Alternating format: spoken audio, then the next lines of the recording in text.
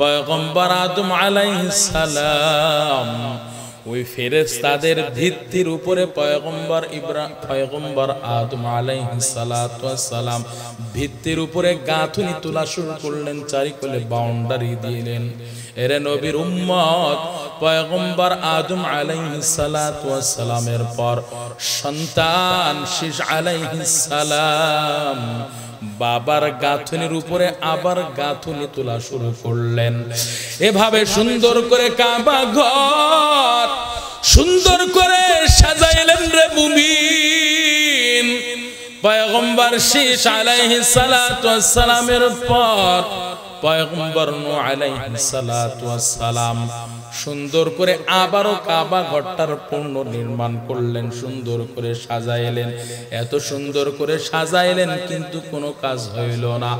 পয়গম্বর নূহ আলাইহিস সালাতু ওয়াস সালামের জামানায় পয়গম্বর নূহ আলাইহিস সালাতু ওয়াস সালামের জামানায় মহাপ্লাবন হয়, বিশাল বন্যা হয়।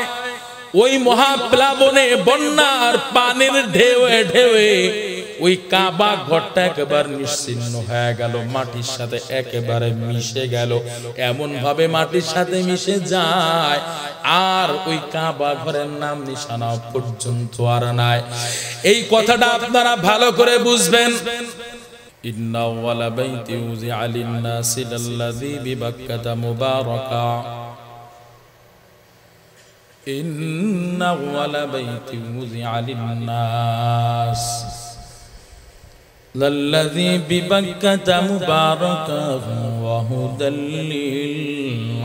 للعالمين إن أول بيت وضع للناس للذي ببكة مباركا وهدى للذي ببكة مباركا للذي ببكة مباركا وهدى للعالمين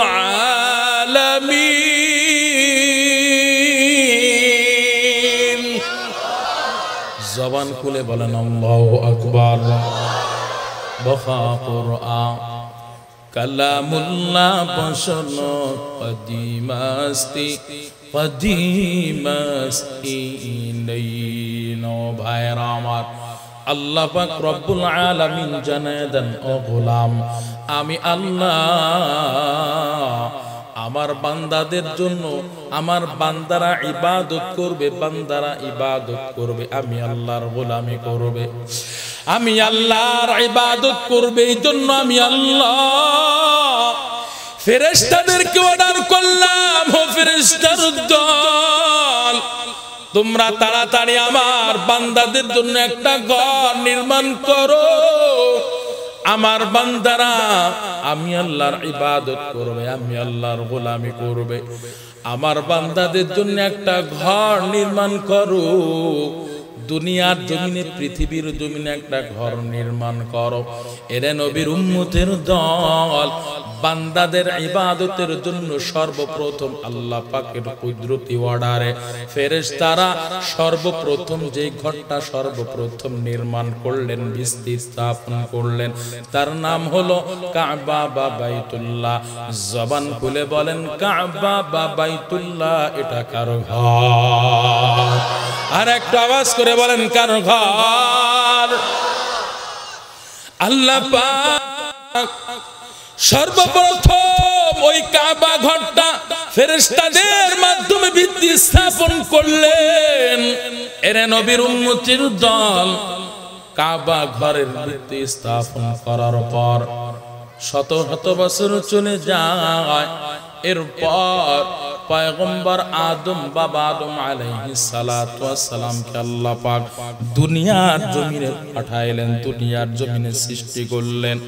পয়গম্বর আদম আলাইহিস সালাতু ওয়াস সালাম দুনিয়া আসার পর আল্লাহ পাক পয়গম্বর আদমকে বললেন, ও পয়গম্বর আদম, আপনাকে আমি আল্লাহর ঘর নির্মাণ করা লাগবে, আমি আল্লাহর ঘর আপনাকে সাজানো লাগবে। পয়গম্বর আদম আলাইহিস সালাম ওই ফেরেশতাদের ভিত্তির উপরে পয়গম্বর আদম আলাইহিস সালাতু ওয়াস সালাম ভিত্তির উপরে গাঁথুনি তোলা শুরু করলেন, চারিকোণে বাউন্ডারি দিলেন। এরে নবীর উম্মত, পয়গম্বর আদম আলাইহিস সালাতু ওয়াস সালামের পর সন্তান শীষ আলাইহিস সালাম বাবার গাঁথুনির উপরে আবার গাঁথুনি তোলা শুরু করলেন। এভাবে সুন্দর করে কাবা ঘর সুন্দর করে সাজাইলেন রে মুমিন। পয়গম্বর শীষ আলাইহিস সালাতু ওয়াস সালামের পর পয়গম্বর নূহ আলাইহিস সালাতু ওয়াস সালাম সুন্দর করে আবারও কাবা ঘরটার পুনর্নির্মাণ করলেন, সুন্দর করে সাজাইলেন। এত সুন্দর করে সাজাইলেন কিন্তু কোনো কাজ হইল না। পয়গম্বর নূহ আলাইহিস সালাতু ওয়াস সালামের জামানায় পয়গম্বর নূহ আলাইহিস সালাতু ওয়াস সালামের জামানায় মহাপ্লাবন হয়, বিশাল বন্যা হয়। ওই মহাপ্লাবনে বন্যার পানির ঢেউয়ে ঢেউয়ে ওই কাবা ঘরটা একেবারে নিশ্চিহ্ন হয়ে গেল, মাটির সাথে একেবারে মিশে গেল। এমন ভাবে মাটির সাথে মিশে যায় আর ওই কাবা ঘরের নাম নিশানা পর্যন্ত আর নাই। এই কথাটা আপনারা ভালো করে বুঝবেন। গত কয়েক মাস আগের ঘটনা, ফেনী, কুমিল্লা, ওই নোয়াখালী শহর বন্যার পানির ঢেউয়ে ঢেউয়ে কত বাড়ি ঘর ধ্বংস হইল, এর কোনো নাম ঠিকানা নাই। কথা বলেন ঠিক কিনা? এরে নবীর উম্মত, ওই নূহ আলাইহিস সালাতু ওয়াস সালামের মহাপ্লাবন যখন হইল, নূহ আলাইহিস সালাতু ওয়াস সালামের জামানায় মহাপ্লাবনে কাবা ঘরটা একবার নিশ্চিহ্ন হয়ে গেল। নিশ্চিহ্ন হওয়ার পর এভাবে শত শত শত বছর পার হয়ে গেল। এইবার আল্লাহ পাক পয়গম্বর খলিলকে শেষবারের মতো নির্মাণ করতে বললেন। আল্লাহ পাক পয়গম্বর ইব্রাহিম খলিলুল্লাহ, আল্লাহর বন্ধু ইব্রাহিম খলিলুল্লাহকে আল্লাহ আদেশ করলেন, ও পয়গম্বর, ও মুসলিম জাতির পিতা, ও খলিলুল্লাহ, আমি আল্লাহর ঘর আপনাকে নির্মাণ করা লাগবে, আমি আল্লাহর ঘর সাজানো লাগবে। এর নবীর উম্মতের দল নূহ আলাইহিস সালাতু ওয়াস সালামের জামানায় মহাপ্লাবনের কারণে কাবা ঘরের নাম নিশানা পর্যন্ত আর থাকলো না। কোথায় ঘর নির্মাণ করবে? ইব্রাহিম আলাইহিস সালাতু ওয়াস সালামকে আল্লাহ আদেশ করলেন, কিন্তু ইব্রাহিম আলাইহিস সালাতু ওয়াস সালাম আল্লাহর কাছে বললেন, আল্লাহ, আপনার ঘর বাইতুল্লাহ কাবা ঘরটা আমি কোথায় নির্মাণ করব? আমি তো আর জায়গা চিনি না। এরে নবীর উম্মতের দল, আজকে যদি আপনার কোন বিল্ডিং তৈরি করা লাগে, আপনার কোন ঘর নির্মাণ করা লাগে রে মুমিন, আপনি একজন মিস্ত্রির কাছে যাইবেন, আপনি একজন ইঞ্জিনিয়ার কাছে যাইবেন। ইঞ্জিনিয়ার সাহেবকে বলবেন, ইঞ্জিনিয়ার সাহেব, আমার একটা 10 তলা বিল্ডিং তৈরি করা দেওয়া লাগবে, আমার 5 তলা একটা বিল্ডিং তৈরি করা দেওয়া লাগবে।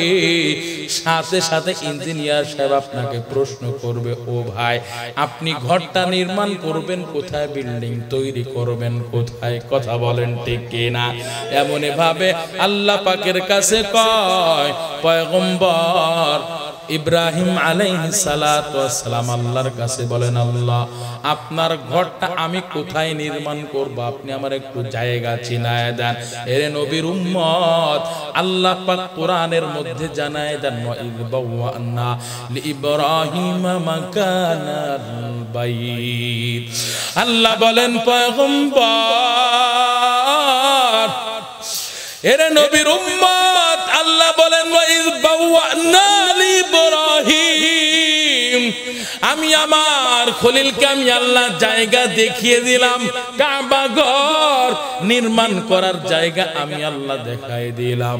এরে নবীর উম্মতের দল, পয়গম্বর ইব্রাহিম আলাইহিস সালাতু ওয়াস সালামকে আল্লাহ পাক কোন সময় বলেছিলেন, ও ইব্রাহিম আপনি আমার ঘর নির্মাণ করেন? কোন সময় বলেছিলেন? এটা বুঝবার জন্য ছোট্ট একটা ঘটনা আমি আপনাদের সামনে বলতে চাই। যদি আপনারা শুনতে চান তাহলে আমি বলবো, নতুবা বলবো না। বলবো, জবান খুলে বলতে হবে। দুইটা হাত তুলেন, আল্লাহু আকবার, নারায়ে তাকবীর। চলবে তো ইনশাআল্লাহ? ভাইরা আমার, আল্লাহ পাক, বুঝতেছেন কথা? আমার ভাষা বোঝেননি? আল্লাহ পাক কোন সময় বললেন, ও খলিল, ও পয়গম্বর, আমি আল্লাহর ঘর আপনি নির্মাণ করেন, সাজাই দেন, এটা কোন সময় বলেছিলেন? এরে নবীর উম্মতের দল, পয়গম্বর ইব্রাহিম আলাইহিস সালাতু ওয়াস সালাম 40 বছর পার হয়, 50 বছর পার হয়, 60 বছর পার হয়, এরপর 70-80 বছর পার হয়ে যায়। কিতাবের মধ্যে লিখছে 85 বছর, কেউ কেউ বলেছেন 86 বছর পার হয়ে যায়, তবু আল্লাহ কোনো সন্তান আদি দেয় না। বৃদ্ধ অবস্থায় পয়গম্বর ইব্রাহিম টেনশন পেরেশানি অস্থির হয়ে গেছে। আমার যদি আল্লাহ কোনো সন্তান না দেয়, আমার এই নবুয়তের ধার ভার, এই নবুয়তের দায়িত্ব কে নেবে? কে এই নবুয়তের দায়িত্ব পালন করবে? এই চিন্তা টেনশনে বড় অস্থির হয়ে গেছেন, পেরেশান হয়ে গেছেন। একদিন হঠাৎ শেষ রাত্রে উঠে পয়গম্বর ইব্রাহিম আল্লাহর দরবারে দুইটা হাত তুলে বলতেছেন, আল্লাহ ও যার মালিক, 40 বছর পার হয়, 50 বছর পার হয়, 60-80 বছর পার হয়ে গেল, আল্লাহ তুমি আমার একজন সন্তান দিলে না, সন্তানের ব্যবস্থা করলে না রে আল্লাহ। এরে নবীর উম্মতের দল, পয়গম্বর ইব্রাহিম আলাইহিস সালাম আল্লাহর দরবারে সন্তান চাইলেন, আল্লাহ তুমি আমার একজন নেককার সন্তান দাও। এরে নবীর উম্মত, পয়গম্বর ইব্রাহিম কিভাবে আল্লাহর কাছে সন্তান চাইছিলেন, কোন দোয়াটা করেছিলেন, সেটা আল্লাহ পাক কোরআনের মধ্যে বলে দিয়েছেন। আল্লাহু আকবার বলেন, রব্বি হাবলি মিনাস সালিহিন ফাবাশশারনাহু বিগুলামিন হালিম। রব্বি হাবলি মিনাস সালিহিন فبشرناه بغلام حليم।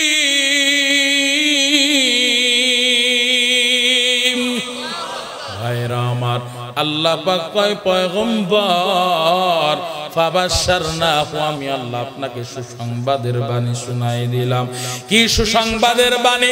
আপনি আমার কাছে নেককার সন্তান চাইছেন, আমি আল্লাহ আপনার নেককার সন্তান দিব। শুধু এতটুকুই না, বিগুলামিন হালিম, আমি আল্লাহ আপনার একজন ধৈর্যশীল সন্তান দান করব। আল্লাহু আকবার। এরে নবীর উম্মতের দল, পয়গম্বর ইব্রাহিম আলাইহিস সালাতু ওয়াস সালাম আল্লাহর কাছে সন্তান চাইলেন। জবান খুলে ঈমানের পাওয়ার নিয়ে সকলেই এক আওয়াজে বলবেন, পয়গম্বর ইব্রাহিম কার কাছে সন্তান চাইছি? সন্দেহ আছে? কথা বলেন, কথা বলেন, কার কাছে সন্তান চাইছে? আর আমরা এখন কার কাছে চাই? কথা না বললে কিন্তু খবর আছে বলে দিলাম। বলেন কার কাছে চাই? এইটাই কবেন। আমরা কার কাছে সন্তান চাই? মাজারওয়ালার কাছে চাই, বাবার কাছে চাই, ঠিক না? মাজার পার্টি আর বাবার পার্টি আর পীর পূজারি মনে হয় এই চট্টগ্রাম এলাকায় নাই। এরে নবীর উম্মতের দল, পয়গম্বর ইব্রাহিম বাবার কাছে সন্তান চাই না, পীরের কাছে সন্তান চাই না রে মুমিন, কোন মাজারওয়ালার কাছে সন্তান চাই নাই। আবার জবান খুলে ঈমানের পাওয়ার নিয়ে উচ্চ কণ্ঠে বলবেন, কেউ জবানটা বন্ধ রাখবেন না। পয়গম্বর ইব্রাহিম কার কাছে সন্তান চাইছেন? এরে নবীর উম্মতের দল, কারণটা কি? পয়গম্বর ইব্রাহিম জানে আল্লাহ ছাড়া কেউ সন্তান দেওয়ার মালিক না। আমার আল্লাহ জানায় দেন রে গোলাম, ইয়াহাবু লিমান ইয়াশাউ ইনাথা ওয়া ইয়াহাবু লিমান ইয়াশাউ যুকুর আও ইউযাওয়িজুহুম যুকরানা ওয়া ইনাথা ওয়া ইয়াজআলু মান ইয়াশাউ আকিমা ওয়া ইয়াজআলু মান ইয়াশাউ আকিমা ইন্নাহু আলিমুন কাদির।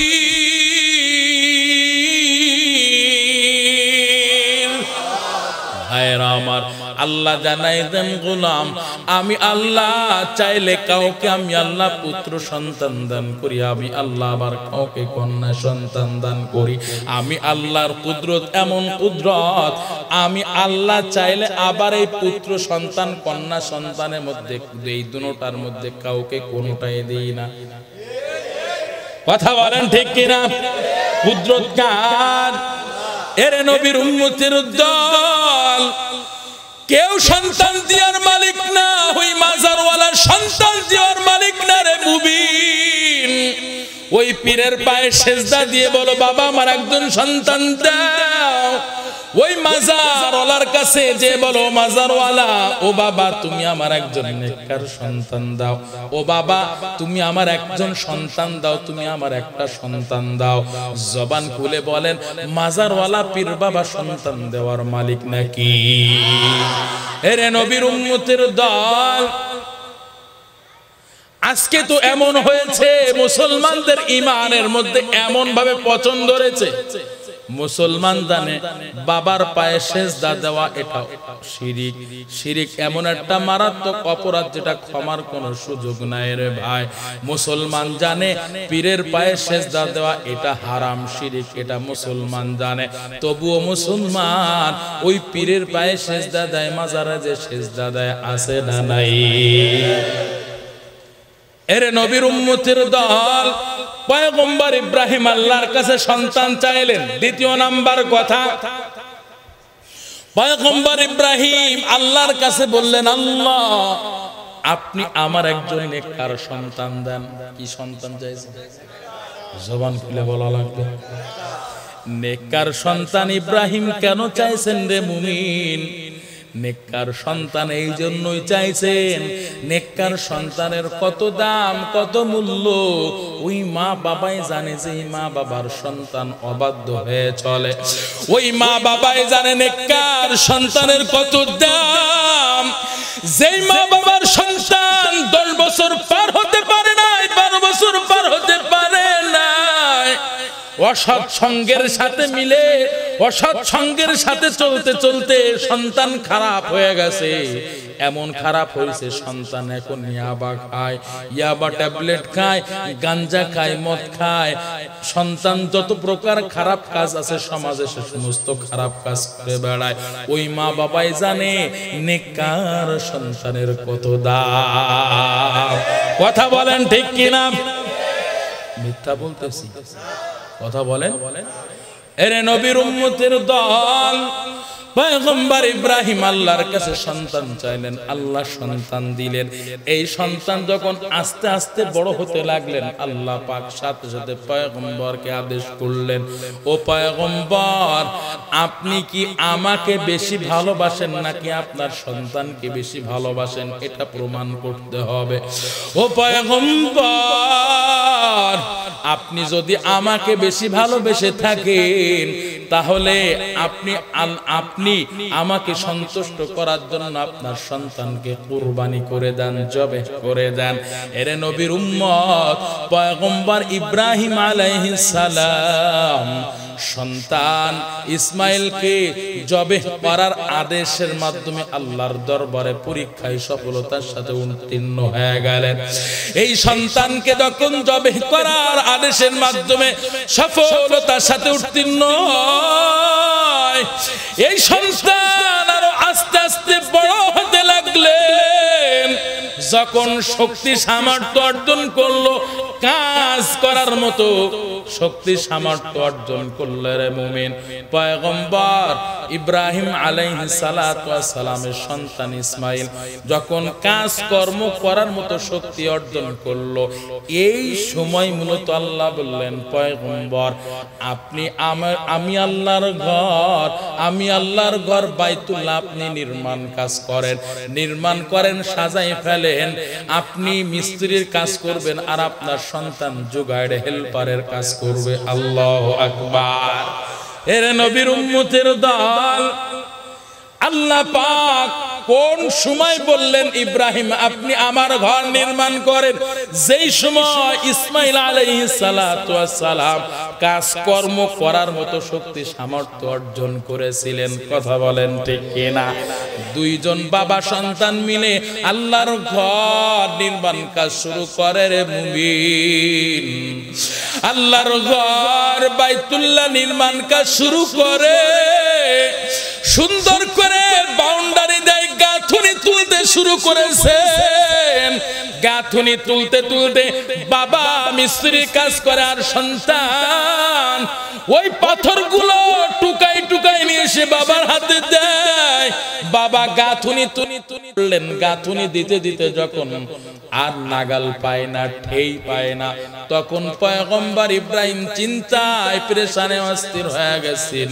কেমনে এখন আমি নাগাল পাইবো, কেমনে আমি এখন ঠেই পাবো? নাগাল পাওয়ার জন্য তো আমাকে তো অবশ্যই বাঁশকুটির প্রয়োজন, বাঁশকুটি ব্যবহারের প্রয়োজন। এই মরুভূমির জমিনে নাগাল গাঁথুনি দেওয়ার জন্য, নাগাল পাওয়ার জন্য এই মরুভূমির প্রান্তরে আমি কেমনে বাঁশকুটি পাবো? পয়গম্বর ইব্রাহিম চিন্তায় পেরেশানে অস্থির। না জানি আল্লাহর এই মহান হুকুম আদায় করতে পারবো না কিনা, পালন করতে পারবো কিনা, এই ঘর নির্মাণ কাজ শেষ করতে পারবো কিনা, এটা চিন্তায় পেরেশানে অস্থির হয়ে গেছেন। আল্লাহ পাক পয়গম্বর ইব্রাহিমের টেনশন পেরেশান সহ্য করতে পারে নাই। আল্লাহ পাক বলেন, পয়গম্বর আপনি চিন্তিত হবেন না, আপনি একটু পেরেশানি হবেন না, চিন্তার কোনো প্রয়োজন নাই। আমি আল্লাহর ঘর নির্মাণ করবেন, আর নির্মাণ করতে গিয়ে নাগাল পাইবেন না, ঠেই পাইবেন না, এই ভয়ে আপনি এখন কি করে ঠেই পাইবেন, নাগাল পাইবেন, এই জন্য চিন্তায় পড়ে আছেন।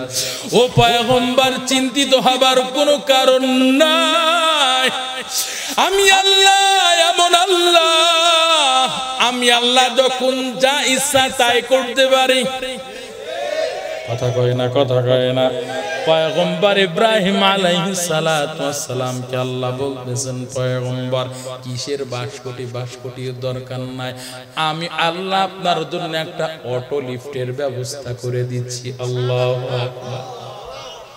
কিসের ব্যবস্থা?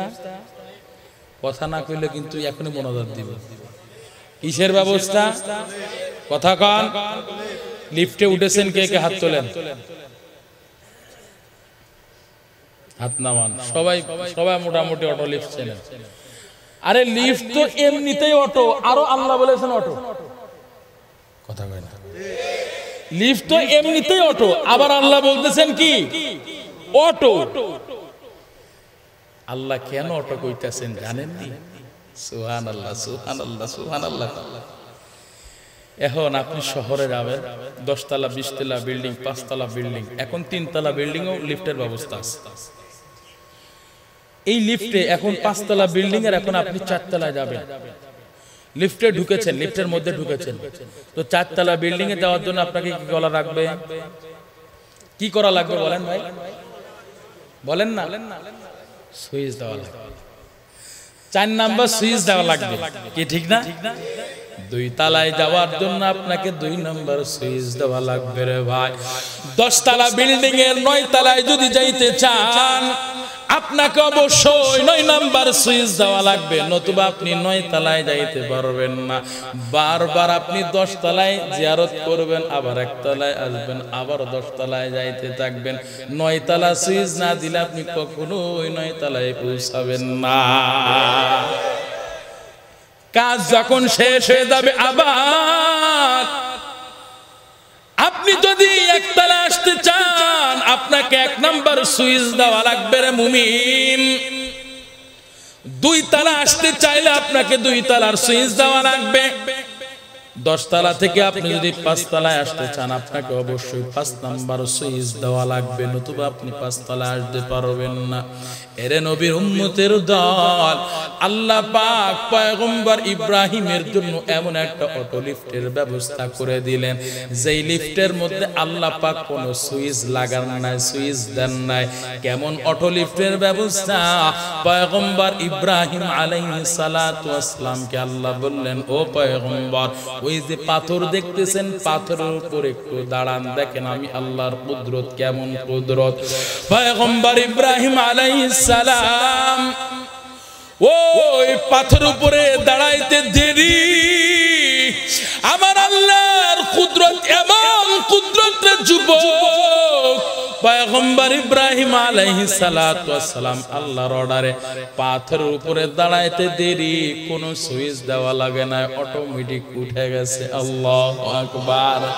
গাঁথুনি দিলেন, গাঁথুনি দেওয়া যখন শেষ হয়ে গেল, পয়গম্বর ইব্রাহিম 1 নম্বর সুইচ দেয় নাই, 2 নম্বর সুইচ দেয় নাই। গাঁথুনি দেওয়া শেষ হয়ে গেল, সাথে সাথে আবার নিচে এসে গেল, গাঁথুনি দেওয়ার জন্য আবার দাঁড়ায়, সাথে সাথে সুইচ দেওয়া লাগে না, অটোমেটিক উঠে যায়। আল্লাহু আকবার। আল্লাহ অটো লিফটের ব্যবস্থা করে দিলেন। কেমন অটো লিফট? যারা আপনারা বাইতুল্লাহ গিয়েছেন, কাবা ঘর যারা আপনারা জিয়ারত করেছেন, কাবা ঘরের একটা কর্নারের পাশে দেখবেন একটা জায়গা আছে মাকাম ইব্রাহিম। ওই মাকাম ইব্রাহিমের মধ্যে যে পাথরটা আছে রে মুবিন, ওই পাথরটাই হলো আল্লাহর কুদরতি সেই অটো লিফটের ব্যবস্থা।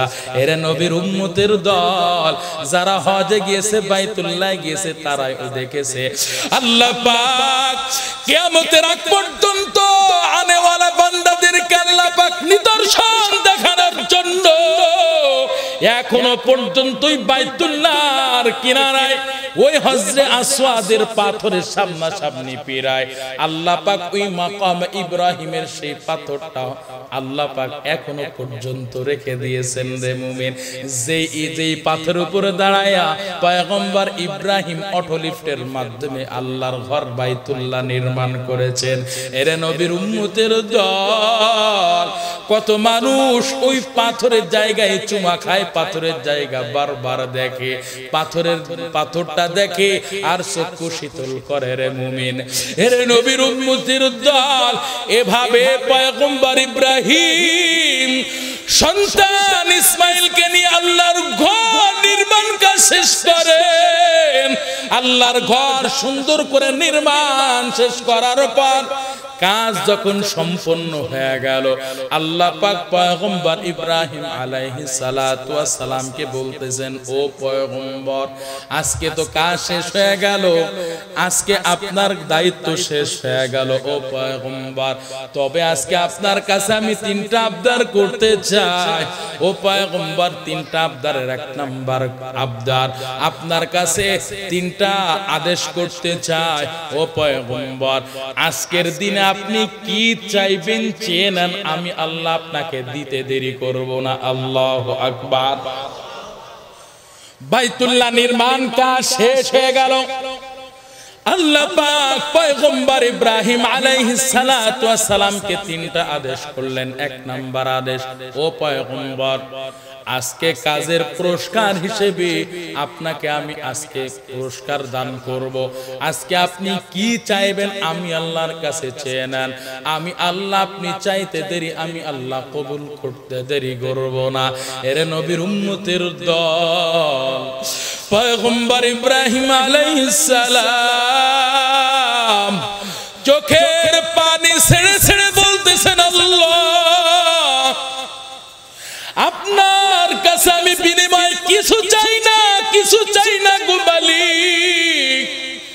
আপনি আমার কাজ, আমার সন্তান মিলে আমি যে কাজটা করলাম, এই কাজগুলো আপনি আপনার দরবারে কবুল করে নেন। আল্লাহু আকবার। এর নবীর উম্মত যারা আপনারা হজে গিয়েছেন, বাইতুল্লাহ সফরে আপনারা যারা গিয়েছেন রে ভাই, হজরে আসওয়াদের পাথরের ডান পাশে কাবা ঘরের দরওয়াজা আছে।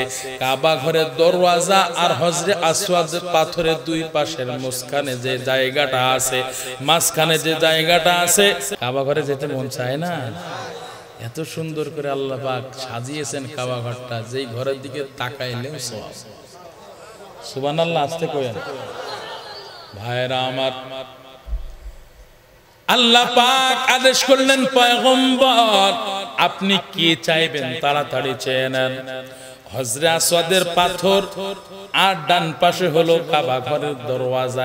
এই মাঝখানে যে জায়গাটা আছে এর নাম হলো মুলতাজাম। এই মুলতাজাম স্পর্শ করে কোন বান্দা যদি আল্লাহর কাছে চাওয়ার মতো চাইতে পারে, আল্লাহ কবুল করতে দেরি করে না। সুবহানাল্লাহ বলেন। পয়গম্বর ইব্রাহিম আলাইহিস সালাতু ওয়াস সালামকে যখন আল্লাহ বললেন, পয়গম্বর আপনি কি চাইবেন তাড়াতাড়ি চেয়ে নেন, পয়গম্বর ইব্রাহিম ওই মুলতাজামকে বুকের সাথে স্পর্শ লাগাইয়া মুলতাজামকে জড়াইয়া আল্লাহর দরবারে দুইটা হাত তুলেছেন। আল্লাহ, এই দিনে আপনার কাছে কিছু চাই না গো মালিক, আপনার কাছে আমি আজকে আরজি পেশ করতেছি গো আল্লাহ, আমি আপনার কাছে আবদার করতেছি গো মালিক। আমার সন্তান ইসমাইল দাঁড়িয়ে আছে,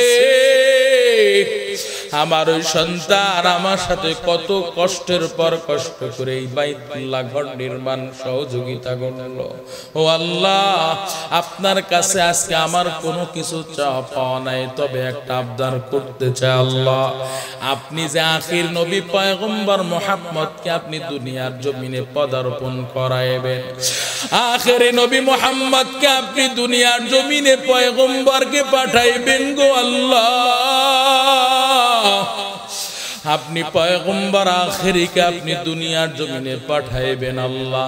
তবে আমি চাই, আপনার কাছে আবদার করতেছি, বাবা হয়ে আপনার কাছে সন্তানের জন্য আমি দোয়া করতেছি। আল্লাহ, আপনি তো মা বাবার দোয়া সন্তানের জন্য কখনোই খালি ফিরাই দেন না। আল্লাহ, আমার সন্তান ইসমাইলের জন্য আমি দোয়া করে গেলাম।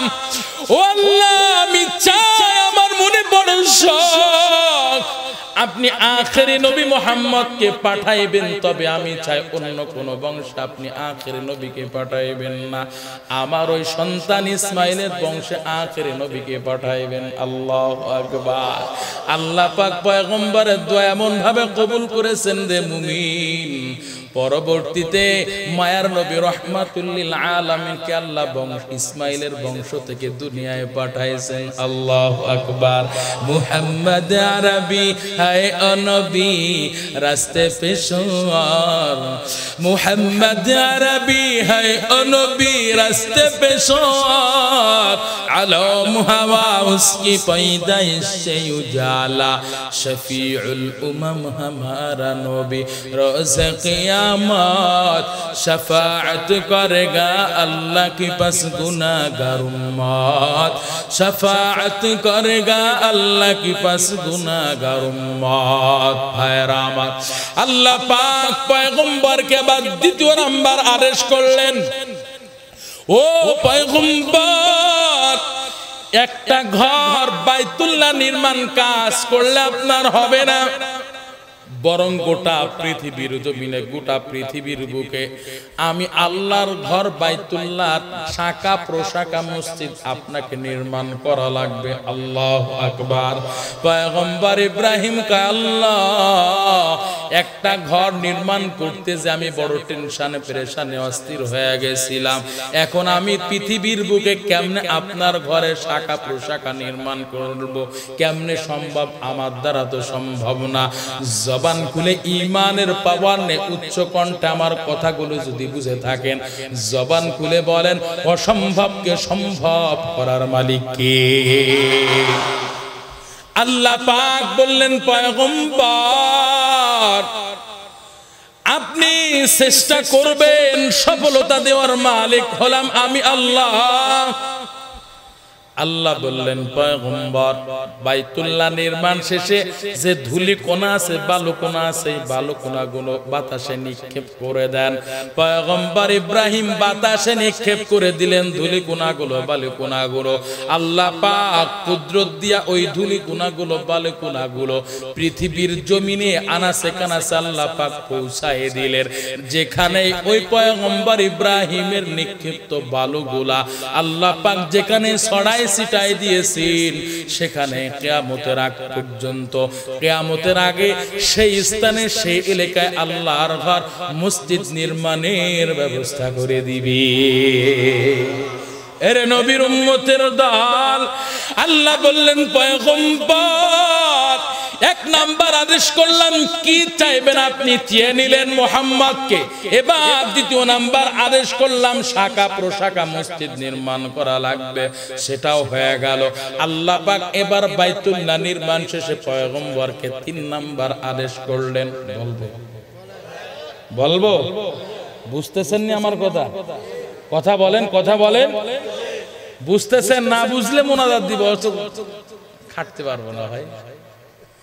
পয়গম্বর ইব্রাহিমকে 3 নাম্বার আদেশ আল্লাহ করলেন, ও পয়গম্বর আপনি শুধুই একাই ঘর বাইতুল্লাহ তওয়াফ করলে হবে না, নির্মাণ কাজ শেষ করলেন, একা আপনি তওয়াফ করলে হবে না, এই ঘর আপনি একাই ইবাদত করলে হবে না, এই ঘরে আপনি শুধু সেজদা দিবেন এটা হবে না, বরং আপনি হজের আজান দেন, আপনি হজের ঘোষণা দেন।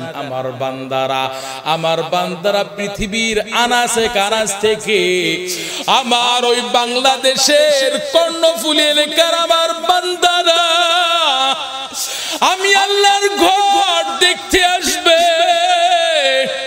আমি আল্লাহর এই সুন্দর ঘর, এই কর্ণফুলী এলাকার মুসলমানেরা আমার ঘর দেখতে আসবে, আমার ঘর তওয়াফ করতে আসবে, আমার ঘরের সামনে দাঁড়াইয়া দাঁড়ায় আমার কর্ণফুলীর মুসলমানেরা ইবাদত করবে, নামাজ পড়বে। আল্লাহু আকবার বলেন। আল্লাহ পাক বললেন পয়গম্বর আপনি তাড়াতাড়ি ঘোষণা দিয়ে দেন, হজের আজান দেন। এখানেও পয়গম্বর ইব্রাহিম কয় আল্লাহ চারিকুলোতে কোনো মানুষজন নাই, জনমানবহীন শূন্য এলাকা, এই এলাকা আমি কেমনে ঘোষণা দিব, আমার এই আওয়াজ তো কেউ শুনবে না। আল্লাহ পাক বলতেছেন পয়গম্বর দিবেন আপনি, ঘোষণা দিবেন আপনি, আমার বান্দাদের কানে পৌঁছানোর দায়িত্ব হলো আল্লাহর। কথা বলেন ঠিক কি না? এরে নবীর উম্মতের দল, আল্লাহ পাক পয়গম্বর ইব্রাহিমকে যখন হজের আজান দিতে বললেন, ঘোষণা দিতে বললেন, পয়গম্বর ঘোষণা দিলেন। আর এই ঘোষণার আওয়াজটা আল্লাহ পাক পুরা পৃথিবীর আনেওয়ালা উম্মত, আনেওয়ালা বান্দা গত যারা হয়ে গেছে তাদের কানে কানে আল্লাহ পাক পয়গম্বর ইব্রাহিমের হজের আজানের ঘোষণা জানায় দিয়েছেন। আল্লাহু আকবার। হাদিসের মধ্যে আসছে যে সমস্ত বান্দারা ওই আজানের ঘোষণা ওই আজান যখন দিয়েছিলেন, ওই আজানের ঘোষণার সাড়া যে সমস্ত বান্দারা দিয়েছিলেন, কেবলমাত্র ওই বান্দারাই আল্লাহর ঘর বাইতুল্লাহ যে লাব্বাইক লাব্বাইক বলতে পারবে। এর নবীর উম্মতের দল, রূহের জগতে যারা ছিল তাদের কানেও আল্লাহ পাক ওই আজানের ঘোষণা শোনায় দিয়েছেন। এর নবীর উম্মতের দল, আল্লাহ পাক রব্বুল আলামিন এই 3টা আদেশ করলেন পয়গম্বর, সুন্দর করে ঘরটা নির্মাণ করলেন, নির্মাণ করার পরে 3টা আদেশ করে দিলেন। এর নবীর উম্মত ওই ঘরটা আল্লাহ পাক এমন বরকতময় করেছেন রে মুমিন, যেই বান্দা ওই ঘরে যে আল্লাহ পাকের কুদরতি কদমে সিজদা দিতে পারবে। মায়ার নবী রাহমাতুল লিল আলামিন কয়, ওই ঘরটার দিকে যারা তাকাইবে, এমন কি ওই ঘরটা বাইতুল্লাহ যারা তওয়াফ করবে রে মুমিন, আল্লাহ পাক সেকেন্ডে সেকেন্ডে প্রতিটা মুহূর্তে ওই বাইতুল্লাহর উপরে আল্লাহর ঘরের উপরে আল্লাহ পাক 120টা রহমত নাজিল করেন। 60টা রহমত যারা তওয়াফ করতে থাকে তাদের উপর আল্লাহ 60টা রহমত নাজিল করেন।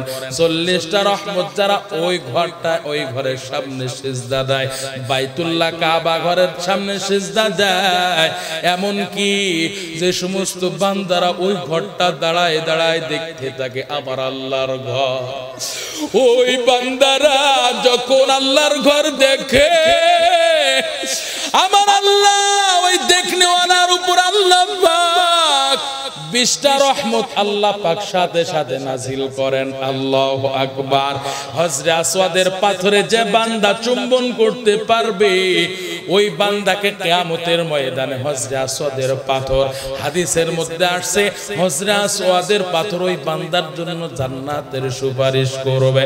এরে নবীর উম্মতির দল এমন বরকতময় করেছেন যে যুবক আল্লাহ বলেন ইন্না ওয়ালা বাইতি উদিআ লিন-নাস লাল্লাযী বিবাক্কাতা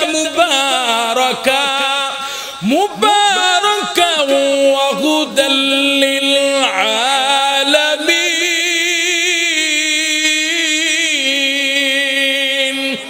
আল্লাহ বলেন আমি আল্লাহ এই ঘরটা সর্বপ্রথম নির্মাণ করলাম আমার বান্দাদের ইবাদতের জন্য।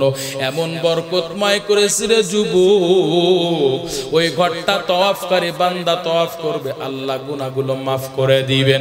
এরে নবীর উম্মতের দল আজকে যারা ওই বাইতুল্লাহ সফর করতে পারে না, আজকে যারা ওই বাইতুল্লাহ আল্লাহর ঘর যাওয়ার স্বপ্ন, হৃদয়ে লালিত স্বপ্ন যাদের মনে চায় ওই আল্লাহর ঘর বাইতুল্লাহ দেখবে, কিন্তু টাকা নাই, ধন সম্পদ নাই, কিছু নাই।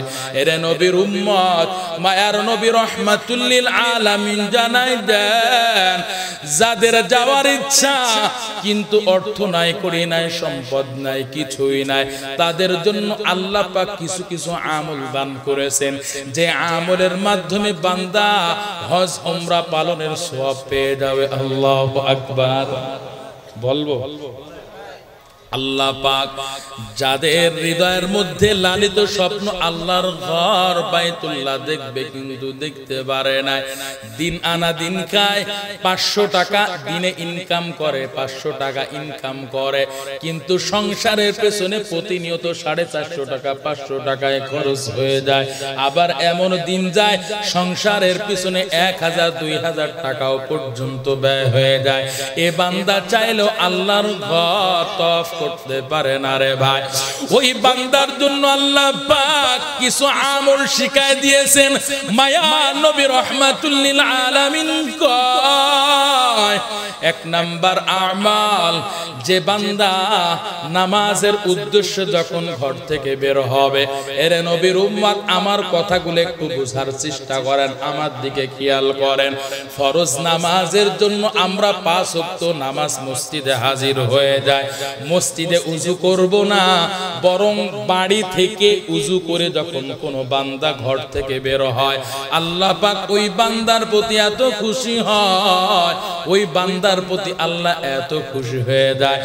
মায়ার নবী রাহমাতুল লিল আলামিন কয় যে বান্দা ফরজের নামাজ পড়ার জন্য ফরজ নামাজ পড়ার জন্য উযু করে যখন ঘর থেকে বের হয়ে মসজিদে হাজির হয়ে যায় আল্লাহ পাক ওই বান্দার আমলনামায় হজ উমরার সওয়াব দিয়ে দেয়। আল্লাহু আকবার।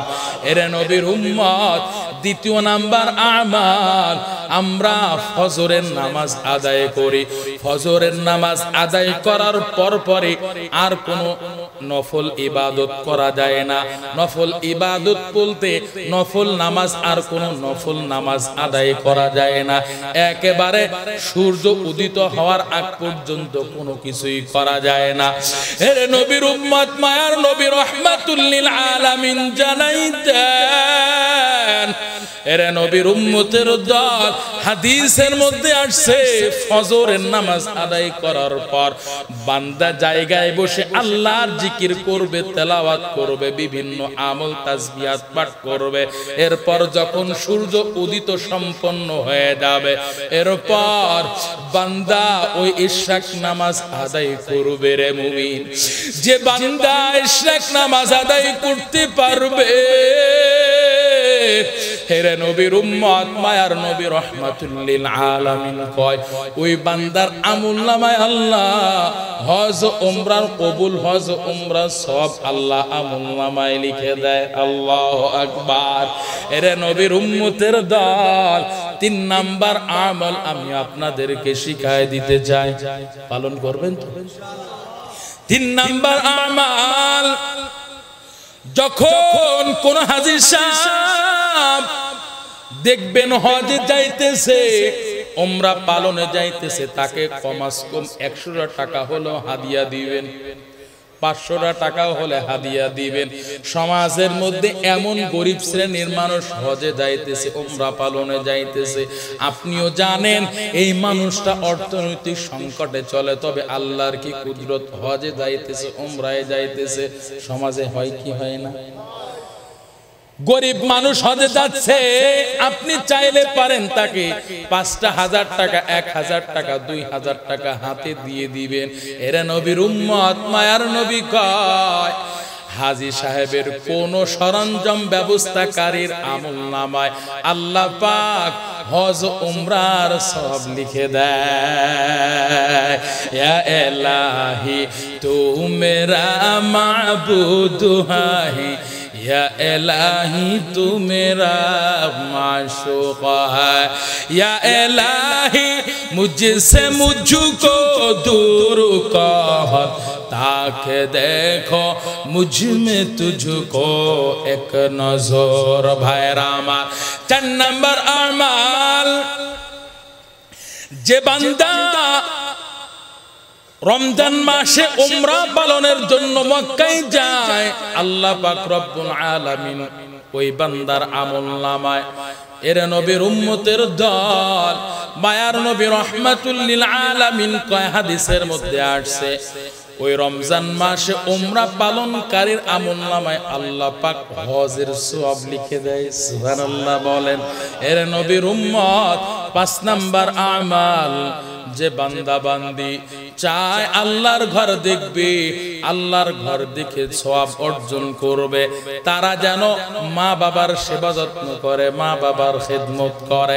এরা নবীর উম্মতের দল, হাদিসের মধ্যে আসছে ওই মা বাবার সেবা যত্নর মধ্যে, মা বাবার খেদমতের মধ্যে কেমন পাওয়ার আপনারা জানেন। এরা নবীর উম্মতের দল, মায়ার নবীর সাহাবী, মায়া নবীর সাহাবী জিজ্ঞাসা করতেছে, পয়গম্বর আমার মনে চায় আমি জিহাদ করব, কিন্তু আমার শক্তি সামর্থ্য নাই। মায়ার নবীকে জিজ্ঞাসা করতেছেন, ও পয়গম্বর আমি এখন কি করতে পারি? মায়ার নবী সাথে সাথে কয়, ও আমার সাহাবী, তোমার মা বাবা কি দুনিয়ার জমিনে বেঁচে আছে নাকি? বলে হ্যাঁ। মায়ার নবী কয়, জিহাদ বাদ দিয়ে তুমি তোমার মা বাবার সেবা যত্ন করো, মা বাবার সেবা যত্ন করলে আল্লাহ পাক তোমার আমলনামায় হজ উমরা সওয়াব দিয়ে দিবেন। এমন কি তুমি যে জিহাদ করতে চাই, তো জিহাদের সওয়াব তোমার আমলনামায় দিয়ে দিবেন। আল্লাহু আকবার।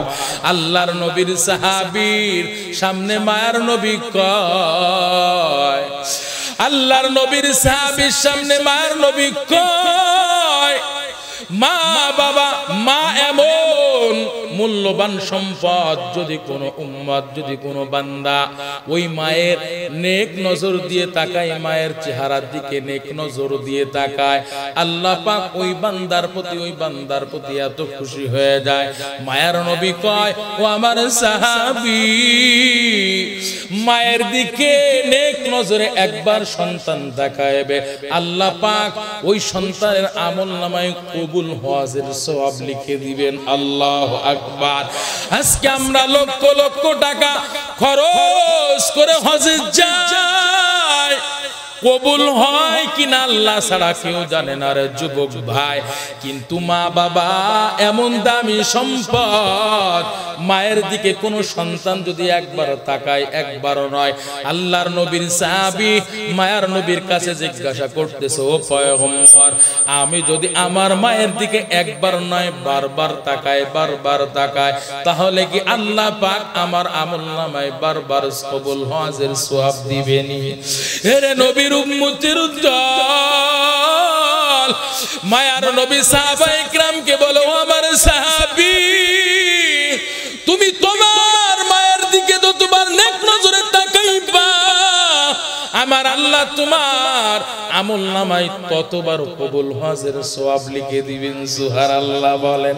এরা নবীর উম্মতের দল, ও যুবক ভাই, মা বাবার সেবা যত্ন করো, মা বাবার খিদমত করো। মা বাবার সেবা যত্নের মধ্যে কেমন পাওয়ার, মা বাবা তোমার জন্য দুইটা হাত তুলতে দেরি। তুমি যদি মা বাবার সেবা যত্ন করে খিদমত করে দোয়া নিতে পারো রে ভাই, মা বাবা তোমার জন্য দোয়া করতে দেরি, আল্লাহ তোমার দোয়া কবুল করতে দেরি করবে না। এরা নবীর উম্মতের দল। পাকিস্তানের বিচারপতি আল্লামা তাকি উসমানী দামাত বারাকাতুহুমের বাবা মুফতি শফি রহমাতুল্লাহ আলাইহি, মারিফুল কোরআনের নাম আপনারা শুনেছেন, তাফসীর মারিফুল কোরআন। এই মারিফুল কোরআনের সংকলক মুফতি শফি রহমাতুল্লাহ আলাইহি। কে সে মুফতি শফি রহমাতুল্লাহ আলাইহি? জগৎ বিখ্যাত বড় আলেম, জগৎ বিখ্যাত একজন বুজুর্গ মানুষ। মুফতি শফি রহমাতুল্লাহ আলাইহি হঠাৎ একদিন অসুস্থ হয়ে বিছানায় পড়ে গেছেন। বিছানায় পড়ে গিয়ে আর কোনো কথা বলতে পারেন না, কথা বলতে পারে না, হুশ হারাই ফেলেছে, আর কথা বলতে পারে না। এদিকে সন্তান, দুই সন্তান, রফিউদ্দিন উসমানী, তাকি উসমানী দামাত বারাকাতুহুম, দুইজনের হজের ফ্লাইটের সময় এসেছে, কয়েকদিন পরে হজে চলে যাবে। কিন্তু হঠাৎ বাবা অসুস্থ হয়ে পড়েছে। সন্তান, দুইজন সন্তান চিন্তা করে এখন কি করব, হজের ফ্লাইট তো এসে গেছে, এখন হজে যাব নাকি বাবার সেবা যত্ন করব, বাবার খেদমত করব। এরে নবীর উম্মতের দল, তারা তো জানে মা বাবার সেবা যত্ন করলে আল্লাহ পাক ওই বান্দার কপাল খুলে দেয়, বাপ ওই বান্দার সফলতার পথ আল্লাহ খুলে দেয়। এরে নবীর উম্মতের দল, ওই শফির উসমানী, শফি রহমাতুল্লাহ আলাইহি যখন অসুস্থ হয়ে পড়ে গেলেন, সন্তান রফিউদ্দিন উসমানী, তাকি উসমানী চিন্তা করলো হজে যাওয়া যাবে না। হজের ফ্লাইট ক্যান্সেল করে বাবার সেবা যত্নে তারা মগ্ন হয়ে গেল। হাসপাতালে ঘুরে বাসায় নিয়ে আসে, আবার হাসপাতালে নিয়ে যায়, বাবার সেবা করে। এরে নবীর উম্মতের দল, দুইজন সন্তান হজের ফ্লাইট ক্যান্সেল করলো, বাবাকে সেবা যত্ন করতে লাগলো। ওই বাবার 1 থেকে 1.5 মাস পর চিকিৎসা করতে করতে হঠাৎ বাবা সুস্থ হয়ে গেছেন, কথা বলতে পারে, হুঁশ ফিরছে, বাবা জবান দিয়ে কথা বলে। হঠাৎ একদিন জিজ্ঞাসা করতেছে, বাবা, ও তাকি, ও রফি, তোরা কি হজে যাস নাই বাবা? তোরা কি, তোদের তো হজের ফ্লাইট ছিল, কবে হজ থেকে আসলি রে বাবা? এরে নবীর উম্মত, তাকি উসমানী দামাত বারাকাতুহুম কয়, ও বাবা, আপনি তো জানেন না, আপনি তো সপ্তাহের পর সপ্তাহ, মাসের পর মাস অসুস্থ হয়ে বেডে পড়েছিলেন। ও বাবা, আপনি কথা বলতে পারেন না, আপনি তো বেহুশ হয়ে পড়েছিলেন বাবা, আপনি অসুস্থ থাকবেন আর আমরা হজে যাব, এটা হতে পারে না। আপনি তো আমাদের বড় হজ গো বাবা। ও বাবা, আপনাকে ফেলে রেখে কেমনে হজে যায়? ও বাবা, আমরা হজে যেতে পারি না, হজের ফ্লাইট ক্যান্সেল করে দিয়েছি বাবা। হেরে নবীর উম্মতের দল, ওই শফি রহমাতুল্লাহ আলাইহি সন্তান দুইজনের কথা শুনে এত সন্তুষ্ট হয়ে গেছেন, দুইটা চোখের পানি ছেড়ে ছেড়ে সন্তান দুইজনের জন্য আল্লাহর কাছে দোয়া করেছেন। ওই সন্তানদের জন্য কাছে বলেন, আল্লাহ আমার অসুস্থতার কারণে আমার সন্তানেরা আপনার ঘর বাইতুল্লাহ দেখতে পারে নাই গো আল্লাহ। আমার সন্তানদের বড় বড় শখ, মনে বড় আশা ছিল আপনার ঘর বাইতুল্লাহ দেখতে যাবে, কিন্তু আমার অসুস্থতার কারণে যেতে পারে না। ওদের মালিক আমি বাবা হয়ে দুইটা চোখের পানি ছেড়ে আপনার কাছে দুইটা হাত তুলেছি। আল্লাহ আমার এই দুইজন সন্তান তাকে উসমানী রফি উসমানী কেমন ভাবে কবুল করে নেন গো আল্লাহ।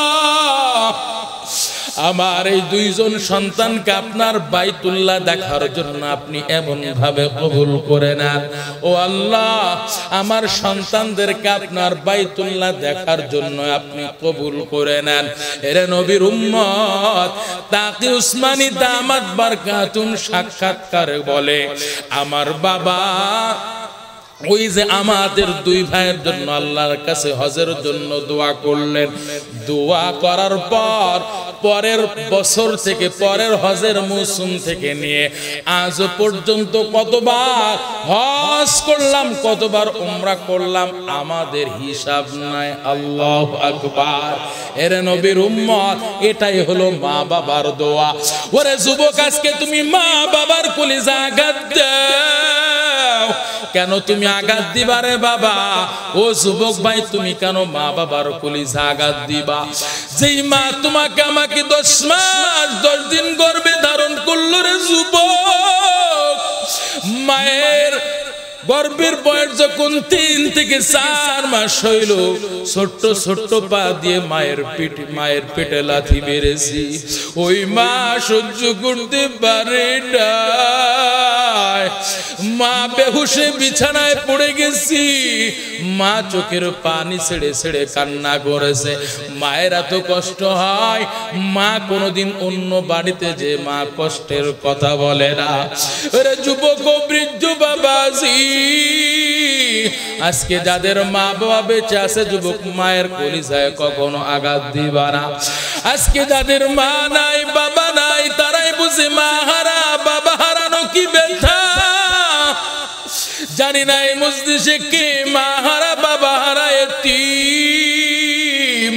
ও চট্টগ্রাম কর্ণফুলী এলাকার মুসলমান, মা বাবার সেবা যত্ন করো, মা বাবার খেদমত করে জান্নাত অর্জন করে নাও।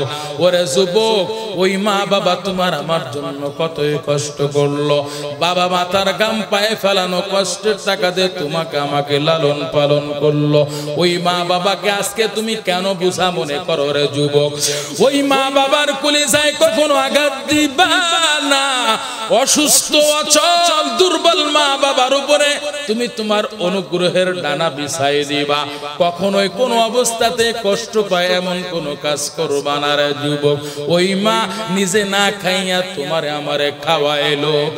বাবা তুমি যখন শিশু অবস্থায় ছিলা, বাবা দুনিয়ার জমিন থেকে বিদায় হয়ে গেল, মা চিন্তা করে আমার এই সন্তানকে আমি কেমনে লালন পালন করব। মা এই চিন্তা করতে করতে মা বড়ই পেরেশান হয়ে যায়। ও চট্টগ্রাম কর্ণফুলী এলাকার মুসলমান, ওই মা চিন্তা করে আমার সন্তানকে কেমনে লালন পালন করব। মা এই চিন্তা করতে করতে পরের বাড়িতে কামলা দেয়, পরের বাড়িতে 3 বেলা কাজ করে। যে কয়েক মা 3 বেলা কাজ করে, কাজ করে করে মা যে খাবারটুকু পায় ওই খাবারটুকু মা আগে খায় না, সন্তানের আগে মুখে দেয়, সন্তানের পেটটা ভরায়। আগে থাকলে মা খায় না, না থাকলে খায় না। ওরে যুবক ওই মায়ের কলিজায় তুমি কেমনে আঘাত দাও? আজকে তুমি ভালো সুন্দরী নারী পেয়েছো, আজকে টাকার মালিক হয়েছো রে যুবক। আজকে তুমি ওই মা বাবাকে তুমি মাইনাস করে চলতে চাও, কখনো তুমি মা বাবার কলিজায় আঘাত দিবা না। জীবনের মূল কষ্ট মায়ের প্রসব বেদনা, সাত আসমান সাত জমিন তখন মায়েরই মাথায়। জীবনের মূল কষ্ট মায়ের প্রসব বেদনা, সাত আসমান সাত জমিন তখন মায়েরই মাথায়। এমন মাকে কেমনে আজি, এমন মাকে কেমনে আজি যাব আমি ভুলিয়া। ও আমার প্রাণের মা, মা গো মা কোথায় গেলে মোরে ছাড়িয়া। জনম দুঃখী এতিম আমি, চাই না কেহ ফিরিয়া। আমি যখন ছিলাম আমার মায়েরই উদরে, চলাফেরা করতেন যে মায় কত কষ্ট করে। কথা বলেন ঠিক কিনা? আমি যখন ছিলাম আমার মায়েরই উদরে, চলাফেরা করতেন যে মায় কত কষ্ট করে। আমার সুন্দর মুখ দেখে মায়ের, আমার সুন্দর মুখ দেখে মায়ের ব্যথা যায় যে ভুলিয়া। ও আমার প্রাণের মা, মা গো মা কোথায় গেলে মোরে ছাড়িয়া। জনম দুঃখী এতিম আমি, চাই না কেহ ফিরিয়া। ওরে যুবক ভাই, আজ থেকে তোমরা 5 ওয়াক্ত নামাজের 1 ওয়াক্ত কাজা দিবা না রে ভাই। ও বৃদ্ধ বাবাজি 40, 50, 60, 80 বছর পার হয়ে গেল বাবা, এখনো আপনি আল্লাহর দরবারে ফিরে আসলেন না, আল্লাহর রাহে ফিরে আসলেন না। 5 ওয়াক্ত নামাজ এখনো আপনি ঠিকঠাক মতো পড়তে চান না। ও আম্মা জান, আমি আপনাদের সন্তান হয়ে বলে যায় গো আম্মা জান, সামনে কোনোদিন আসতে পারবো কিনা জানি না গো আম্মা জান। আমি শেষবারের মতো আপনাদেরকে বলে যাই আম্মা জান, আপনারা নিজেরা পর্দায় থাকবেন, কন্যাকেও আপনারা পর্দায় রাখবেন। ও আম্মা জান, আপনারা নামাজ পড়বেন, সন্তানদেরকেও নামাজের আদেশ দিবেন। ও আম্মা জান, আপনারা নিজেরা কোরআন পড়বেন, কন্যা আপনার সন্তানাদিকে আপনারা কোরআনের আলেম হাফেজ বানাইবেন। ও আম্মা জান, আপনারা স্বামীর সেবা যত্ন করবেন, খিদমত করবেন, নিজেকে পর্দার মধ্যে আবৃত করে রাখবেন। আজকে আপনারা বেপর্দা বেহায়া বেলাজা হয়ে রাস্তায় চলাফেরা করেন ডিজিটাল যুগের দোহাই দিয়া, আপনারা মার্কেটে মার্কেটে ফ্যাশন দিয়া ঘোরাফেরা করেন। ও আম্মা জান, আপনাদের কি ওই আজরাইলের কথাকে একটু স্মরণ নাই? কবরে যেতে হবে, কবরে কথাকে একটু স্মরণ নাই? ওই জাহান্নামের আগুন, তেজের আগুন গায়ে লাগা মাত্রই পুরো শরীরটা তামা তামা হয়ে যাবে। ও আম্মা জান, ওই জাহান্নামের আগুনের কথাকে একটু স্মরণ নাই? আজকে আপনারা ডিজিটাল যুগের দোয়াই দিয়া বেপর্দা বেহায়া বেলাজা হয়ে চলেন। ও আম্মা জান, একদিন আপনি স্বামীর ঘরে আসলেন সাজুগুজু কইরা, স্বর্ণ অলংকার পইরা আপনি আপনার স্বামীর ঘরে আসলেন। এমন একটা দিন আসবে আজরাইল আইসা আপনার জানটা ধাক্কা মেরে নিয়ে চলে যাবে। আম্মা জান, কোথায় যাবে তখন আপনার ডিজিটাল যুগের দোহাই দিয়া ফ্যাশনের বাহাদুরি কোথায় যাবে? ও আম্মা জান আপনার চেহারার রূপের বাহাদুরি কোথায় যাবে, আপনার বেপরদা বেহায়াত জিন্দেগি কোথায় যাবে গো আম্মা জান।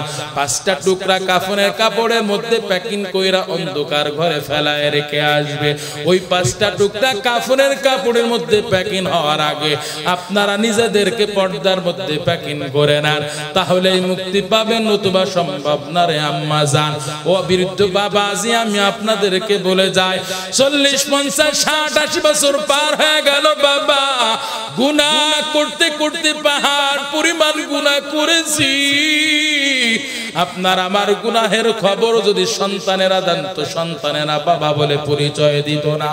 আপনার আমার গুনাহের খবর যদি বন্ধু বান্ধব জানতো, বন্ধু বান্ধব পরিচয় দিত না। আপনার আমার গুনাহের খবর যদি এলাকাবাসী জানতো, এলাকাবাসী আপনার আমার চেহারার দিকে তাকায় দেন না। কিন্তু আমার আল্লাহর নাম সাত্তার, আমার আল্লাহ সাত্তার নামের গুণের ওছিলায় আপনার আমার গুনাহগুলো, আপনার আমার জঘন্য থেকে জঘন্য পাপাচারগুলো আল্লাহ পাক ঢেকে রেখেছেন। আল্লাহ পাক চাইলে পারতেন প্রকাশ করে দিবেন, কিন্তু তা করেন না। আমার আল্লাহ তাকায় দেখেন আমার বান্দা পাহাড় পরিমাণ গুনাহ করার পরেও দেখি আমার বান্দা আমি আল্লাহর দরবারে তওবা করে কিনা। বান্দা যদি তওবার মতো তওবা করে, আমার আল্লাহ গুনাহ ক্ষমা করে তওবা কবুল করতে দেরি করে না। এই জন্য বলবো বাবা, ও বৃদ্ধ বাবাজি, ও যুবক ভাই, জীবনে যা যা করেছেন তওবা করে নেন, আল্লাহর দরবারে ফিরে আসেন, 5 ওয়াক্ত নামাজ আদায় করেন। মা বাবা যাদের বেঁচে আছে, মা বাবার সেবা যত্ন করে খেদমত করে জান্নাত অর্জন করে নেন, নবীর তরিকা মতে চলেন। ওরে যুবক, আজকে তুমি কোন নায়ক গায়কের আদর্শ ফলো করে রে বাবা? ওরে যুবক ভাই, ওই নবীর সুপারিশ ছাড়া কেউ জান্নাতে যেতে পারবে না। নবীর সুন্নত আদর্শ মতো নিজের জীবনটাকে চালাইবা। জীবনে যা করেছো তওবা করে নাও। কে কে তওবা করতে রাজি? 2টা হাত তুলে আল্লাহকে দেখা দেন। ও আল্লাহ, আপনার বান্দারা আপনার দরবারে হাজির হয়ে গেছে। আল্লাহ, আপনার দরবারে 2টা হাত তুলেছে গো মালিক। ও আল্লাহ, আপনার বান্দারা দেখেন, তাকায় দেখেন 2টা হাত তুলেছে এতিমের মতো। আল্লাহ, আপনি ছাড়া আমাদের কেউ নাই। ও আল্লাহ, আপনার বিধান মতে চলার তৌফিক দান করেন, আপনার নবীর তরিকা মতে চলার তৌফিক দেন। মা বাবা যাদের বেঁচে আছে খিদমত করার তৌফিক দেন। ও আল্লাহ, জীবনে যত পাপ করেছি আপনি আমাদের মাফ করে দেন, ক্ষমা করে দেন। ও আল্লাহ, আল্লাহ আপনার ঘর বাইতুল্লাহর মর্যাদা নিয়ে আলোচনা করেছি। আল্লাহ, কিছু আমল সম্পর্কে আলোচনা করেছি। আল্লাহ, মা বাবার সেবা যত্ন নিয়ে আলোচনা করেছি। আল্লাহ, ও মালিক, আপনার বান্দাদেরকে আপনার ঘর বাইতুল্লাহ দেখার তৌফিক দান করেন। ও আল্লাহ, আপনার নবীর রওজা থেকে সালাম দেওয়ার তৌফিক দান করেন। ও আল্লাহ, 5টা আমলের কথা বললাম, আল্লাহ 5টা আমল করার তৌফিক দান করেন। আল্লাহ, মা বাবার সেবা যত্ন করে জান্নাত অর্জনের জন্য কবুল করেন। আল্লাহ, ও মালিক, আপনার বান্দাদের দিকে তাকায় দেখেন, গভীর রাত 12টা পার হয়ে গেছে। আল্লাহ, সকল রাজকর্মকর্তাদের দরওয়াজা বন্ধ হয়ে গেছে। আল্লাহ, আপনার দরওয়াজা আমাদের জন্য বন্ধ নাই। ও মালিক, আপনি আমাদের 2 হাতগুলো কবুল করে নেন। চিল্লা বলেন আমিন, আমিন, আমিন, আমিন। ওয়া আখিরু দাওয়ানা আলহামদুলিল্লাহি রাব্বিল আলামিন। বলবো বলবো, এমনি এমনি বলবো না, টাকা দিয়া লাগবে তারপরে বলবো, নতুবা সম্ভব না। হাদিয়া দিবেন তারপরে বলবো। মনে বড় আশা ছিল যাব মদিনা, সালাম আমি করব গিয়ে, সালাম নবীজির রওজায়। মনে বড়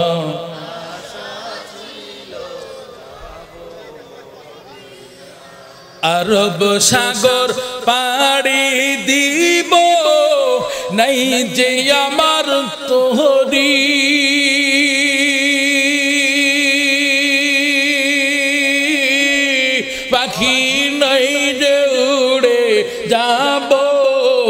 ডানাতে ভর করে আমার আশায় আছে সম্বল নাই আমার আশায় আছে সম্বল নাই করি কি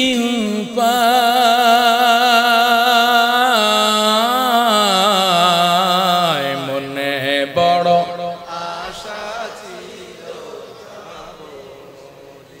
মনে বড় আশা ছিল মনে বড় আশা ছিল যাব মদিনায় মদিনা যাইতে পারলাম না মদিনা দেখতে পারলাম না আলহামদুলিল্লাহি রাব্বিল আলামিন আসসালাতু ওয়াসসালামু আলা সাইয়্যিদিল আমবিয়া ওয়াল মুরসালিন ওয়া আলা আলিহি ওয়া আসহাবিহি আজমাইন না করিলাম বন্দেগী জীবনে না করিলাম বন্দগি গুনাহ করে কাটাইলাম জিন্দেগি তওবা করি আবার তওবা ভাঙ্গিলাম তওবা করে আবার তওবা ভাঙ্গিলাম অবশেষে খাঁটি তওবা করিলাম অবশেষে খাঁটি তওবা করিলাম আল্লাহকে জবান খুলে ডাক দেন না আল্লাহ জবানটা বন্ধ করে রাখবেন না জবান খুলে বলেন না আল্লাহ আল্লাহ তাকায় দেখেন আপনার বান্দারা আপনাকে ডাকে আল্লাহ আপনার কাছে আমরা গাড়ি চাই না বাড়ি চাই না গো আল্লাহ ও মালিক আপনার কাছে আমরা ক্ষমা চাই আপনি আমাদের মাফ করে দেন আল্লাহ আয় আল্লাহ গুনাহ করতে করতে পাহাড় পরিমাণ গুনাহ করেছি গো আল্লাহ তুমি আমাদের গুনার দিক না তাকায়া তোমার রহমতের সাগরের দিক তাকায়া ও মালিক তুমি আমাদের জীবনের সমস্ত গুনাহগুলো মাফ করে দাও আল্লাহ ও মালিক তুমি আমাদের মা বাবাদের কবরকে জান্নাতের বাগিচা বানায় দাও ও আল্লাহ ওই মা বাবা কবরের মধ্যে কি অবস্থা আছে জানি না মা বাবার কবরের মধ্যে তুমি জান্নাতের বিছানা বিছাও গো মালিক মা বাবার কবরের মধ্যে জান্নাতের সমস্ত নাজ নিয়ামত দান করো আল্লাহ অসুস্থ মা বাবাদের হায়াত তৈবা সুস্থ দান নিয়ামত দান করো আল্লাহ ও মালিক যাদের মা বাবা বেঁচে আছে খিদমত করার তৌফিক দান করো আল্লাহ ও আল্লাহ জানি না কে কোন বিপদ আপদ বালা মুসিবত টেনশন পেরেশানের মধ্যে ভুগতেছে আল্লাহ সকলকে কঠিন থেকে কঠিন রোগ বালা মুসিবত টেনশন পেরেশান বিপদ আপদ থেকে হেফাজত করেন আল্লাহ ও দয়ার আল্লাহ জানি না কে কোন কর্ম করে হালাল কর্মের মধ্যে বরকত বাড়ায় দেন আল্লাহ ব্যবসায়ীর ব্যবসার মধ্যে বরকত বাড়ায় দেন চাকরিজীবীর চাকরি অর্থের মধ্যে বরকত বাড়ায় দেন আল্লাহ আয় আল্লাহ কৃষিজীবীর কৃষি ফসলের মধ্যে বরকত বাড়ায় দেন আল্লাহ ও দয়ার আল্লাহ ও মালিক জানি না এখানে কে মা হারা বাবা হারা এতিম আয় আল্লাহ ওই মা বাবাদেরকে আপনি মাফ করে দেন, ক্ষমা করে দেন। আয় আল্লাহ এই মহল্লা থেকে, পাড়া থেকে, সমাজ থেকে যত ময় মুরব্বীরা চলে গেছে আল্লাহ সকলকে আপনি মাফ করে দেন, ক্ষমা করে দেন আল্লাহ। আয় আল্লাহ আমার তরুণ যুবক ভাইদেরকে আপনি কবুল করে নেন। আমার তরুণ যুবক ভাইদের উদ্যোগে আয় আল্লাহ সুন্দর আয়োজন হইল আল্লাহ। আয় আল্লাহ আমার যুবক ভাইদেরকে আল্লাহ আপনি কবুল করে নেন, দ্বীন ইসলামের খাদেম বানায় দেন। আয় আল্লাহ এই সুন্দর আয়োজনের ওসিলায় কিয়ামতের ময়দানে আমার যুবক ভাইদের জান্নাতের ওসিলা বানায় দেন। আয় আল্লাহ ও মালিক আপনার শাহী দরবারে হাত তুলেছি আল্লাহ। আয় আল্লাহ অনেকেই দোয়া চেয়েছেন, মৃত নাসির উদ্দিন সাহেবের জন্য দোয়া চেয়েছেন, তার কবরকে জান্নাতের বাগিচা বানায় দেন। আল্লাহ মৃত নাসির উদ্দিন সাহেবকে আপনি মাফ করে দেন, ক্ষমা করে দেন। আরো যারা চলে গেছেন সকলকে আপনি মাফ করে দেন। জামাল উদ্দিন সাহেব প্রবাসী, আল্লাহ তার প্রবাস জীবনকে নিরাপদ জীবন বানায় দেন। আয় আল্লাহ এলাকা থেকে যত আমার প্রবাসী ভাইরা আছে আয় আল্লাহ সকল প্রবাসী ভাইদেরকে আপনি দ্বীনের জন্য কবুল করে নেন। অনেক প্রবাসী ভাইরা এই মাহফিলের আয়োজনে সহযোগিতা করেছে, আপনি তাদেরও কবুল করে নেন। আয় আল্লাহ তাদের জীবনকে নিরাপদ জীবন বানায় দেন আল্লাহ। আয় আল্লাহ আমার প্রবাসী ভাইদের আয় রোজগারের মধ্যে বরকত বাড়ায় দেন। আয় আল্লাহ আপনার শাহী দরবারে হাত তুলেছি মুসাফির হয়ে আল্লাহ। আমরা যে যে ধরনের বিপদের মধ্যে আছি সকলের বিপদ থেকে আপনি উদ্ধার করেন। আয় আল্লাহ উত্তম রিজিকের ফয়সালা করে দেন আল্লাহ। আয় আল্লাহ উত্তম রিজিকের ফয়সালা করে দেন আল্লাহ। ওয়া সাল্লাল্লাহু তাআলা আলা খায়রি খালকিহি মুহাম্মাদি ওয়া আলিহি ওয়া আসহাবিহি আজমাইন ওয়ারহামনা মাআহুম বিরহমাতিকা ইয়া আরহামার রাহিমিন।